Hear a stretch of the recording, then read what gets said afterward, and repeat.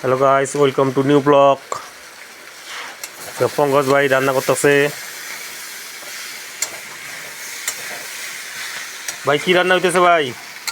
ভাই রান্না হচ্ছে কবি আলুর ঘন্ট আর তোমার এটা কি বলে শিমের ভাজি। তাহলে তো আজকে খাইতে অনেক মজা হবো ভাই। হ্যাঁ অবশ্যই ভাই, মজা হইব। হবো। এই রান্নার মধ্যে মশলা কি কি দেওয়ার লাগে ভাই?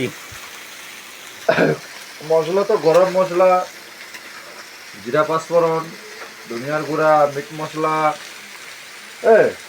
অনেকগুলাই আমি এখানে মশলা দিছি।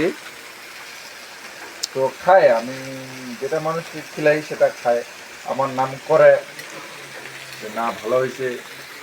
দোকানটা মোটামুটি চলে ভাই? হ্যাঁ ভাই, চলে চলে। তাহলে তো আজকে মজা করে খাবো ভাই এনে। আপনাদের দোয়ায় আশীর্বাদে আমাদের চলে।